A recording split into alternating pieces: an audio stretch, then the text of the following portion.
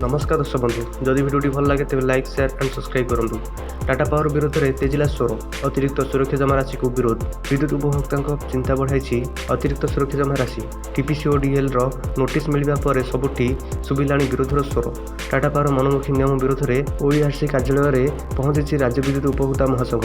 Tata power जिजिया कर आदाय करुच्ची विद्युत उपभोक्ता को नोटिस पठाई धमक देउछि एभली अभियोग कर महासंघ। यह तुरंत प्रत्याहार करने टाटा पावर को निर्देश दि जाऊ बोली राज्य विद्युत उपभोक्ता महासंघ दाबी कर 2017-18 ठारू राज्यर कोटी उपभोक्ता जातीय सहायता ठारू अधिक विद्युत शुल्क आदाय होछि। सुध सहित उपभोक्ता को फेरवा महासंघ दाबी करिछि। आंध्र प्रदेश विद्युत नियामक आयोग एही अर्थ फेरस्त जो पदक्षेप नहीं से व्यवस्था करने को दाबी होछि। पूर्व समस्यार समाधान करने परिवर्ते टाटा पावर अतिरिक्त जमाराशि सुरक्षा आड़े अतिरिक्त बोझ देउथिबा अभियोग होइछि। शक्ति मंत्री यह घटन में हस्तक्षेप करंतु बोली संघ कही।